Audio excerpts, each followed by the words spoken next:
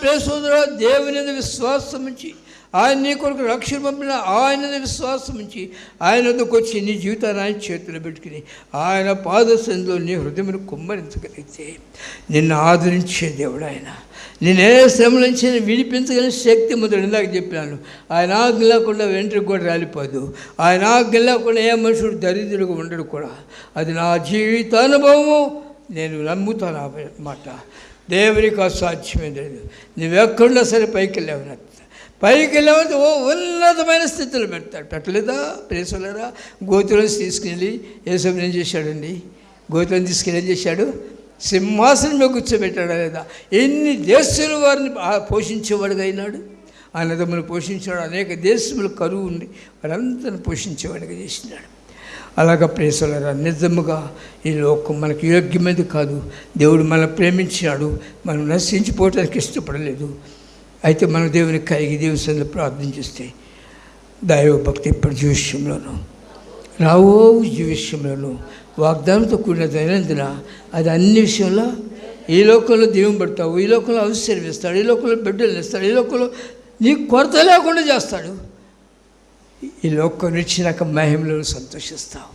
ఎంత గొప్ప బాధ్యత దేవునికి ఇస్తానికి నిన్ను ప్రేమించి ఆయన కుమారుని కొరికి లోకంలో పంపించినాడు.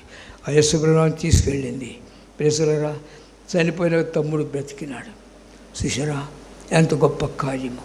నీటిలో ఏ కరం ఉంటుంది. ఈ లోకంలో దీవెని లేకుండా ఏమిచ్చాడు నీకు?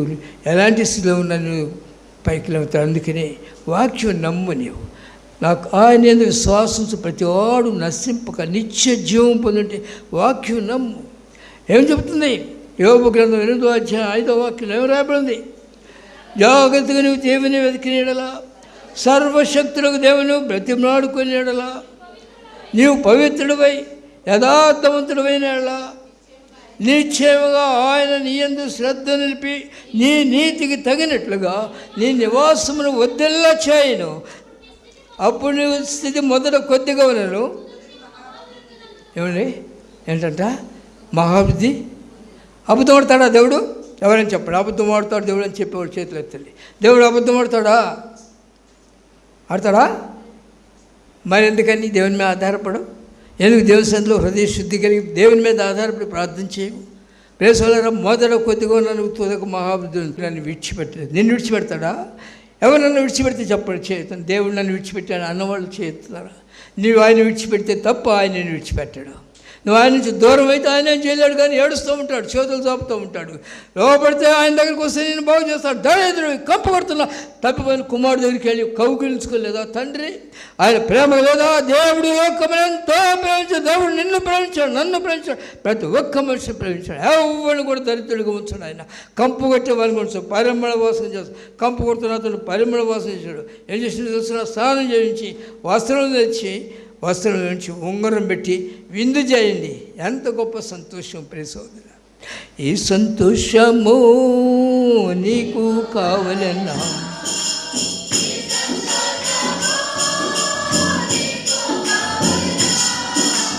ఈ సంతోషము నీకు కావాలన్నా నేడే నేడే చెప్పేవాళ్ళ వెళ్ళు. మేము ఎప్పుడో వచ్చిన యేసుప్రభు దగ్గరికి, ఈనాడు ఎందుకు మాకు చెబుతున్నాం అంటున్నారా? యేసుప్రభు దగ్గరికి వస్తే నీ క్రీస్తు స్వభావం కావాలి. యేసుప్రభుకి వస్తే నువ్వు దరిద్రుడు కావు. యేసుప్రభుకి వస్తే నువ్వు వ్యాధిగ్రస్తుడు కావు. స్పష్టంగా మాట్లాడగలను. దేవుడు శక్తిహీనుడు కాదు. నా దేవుడు జీవం కలిగిన వాడు. నా దేవుడు ఒక బొమ్మ కాదు. నా దేవుడు సృష్టికర్త. నా దేవుడు సమస్తమును కలిగినవాడు. నా దేవుడు పర్వతం, నా దేవుడు మాటలు పర్వతాలు కరిగిపోతాయి. అంతేకాదట, నా దేవుడు మాట ఇచ్చి ఏం చేశాడు తెలిసిన?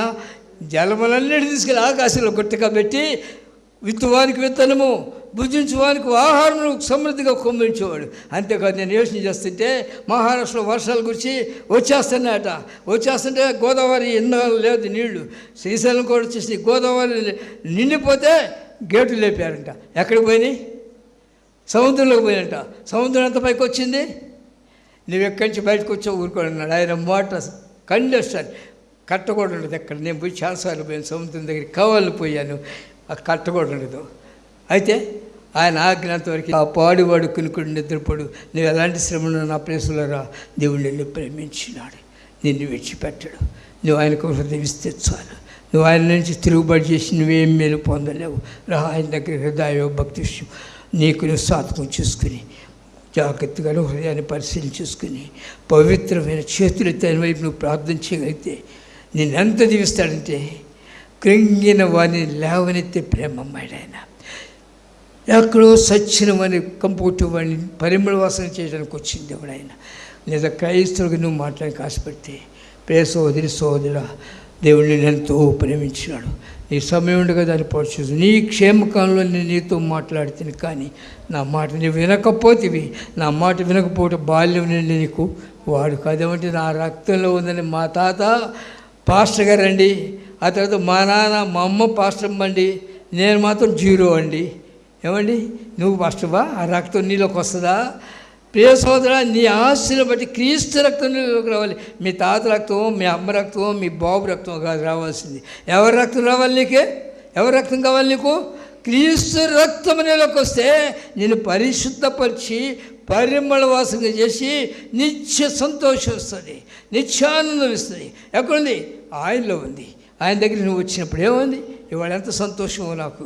ఒకవేళ నేను ఆయన పరిశీలన చేస్తున్నాను, ప్రార్థన చేస్తున్న వాక్యం చూస్తూ ప్రభువా ఈ స్వభావంలోకి నన్ను పెంచకపోతే నేను నిత్య నరకానికే సరిపోతాను. మీ ఒళ్ళో కూర్చున్నాను నేను యోగ్యుని కన్నా. అయితే నా తల్లి ఒళ్ళో మొదలుకొని నన్ను సంకలెత్తుకున్నారు, కానీ నేను అనేక సార్లు మిమ్మల్ని నేర్పించాను.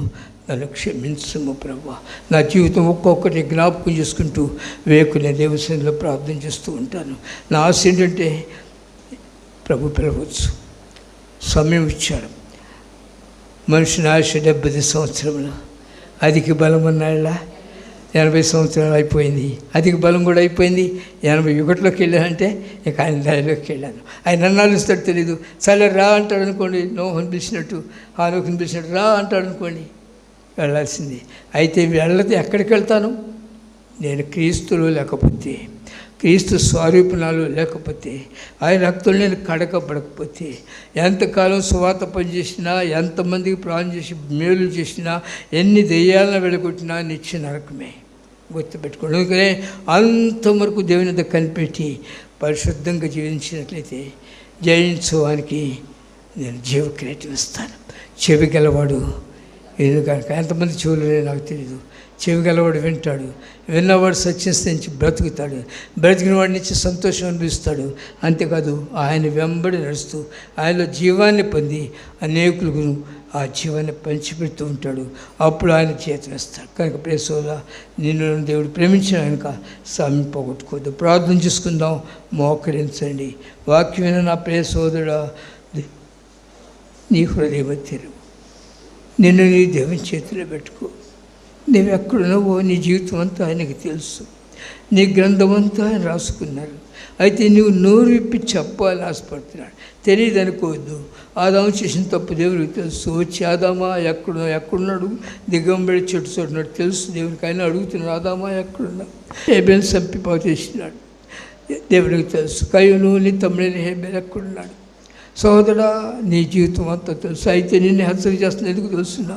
నిన్ను బాగు చేయాలని, నిన్ను పరిశుద్ధపరచాలని, నీ పాపం నుంచి విడిపించాలని, నరకుని విడిపించి మోక్షం నుంచి చేర్చాలని నేను అనేక సార్లు హెచ్చరిక చేస్తూ ఉన్నాడు. ఎనగలవా దేవుని మాట? ప్రియ సోదరి సోదరుడా, దేవుని వాక్యంకు లోబడగలవా? ఒక్కసారి ప్రతి ఒక్కరు కూడా నోరు తెరవండి. ప్రతి ఒక్కరూ నోరు తెరవండి. జస్ట్ ఒక్క నిమిషము ప్రతి ఒక్కరూ ప్రార్థన చేయండి. ప్రభువా, మీరు నన్ను ఎంతో ప్రేమించినారు. నేను జీవించాలని, మీలో సంతోషించాలని, మీ ప్రేకుమాని క్రీస్తు వారిని నా కొరకు ఈ లోకంలో పంపించారు. ఆయన విశ్వాసం ఉంచుటకు నాకు నేర్పించు. అపనమ్మకస్తుడను ప్రభువా, నన్ను క్షమించండి. నా అపనమ్మకత్వాన్ని విడిపించండి.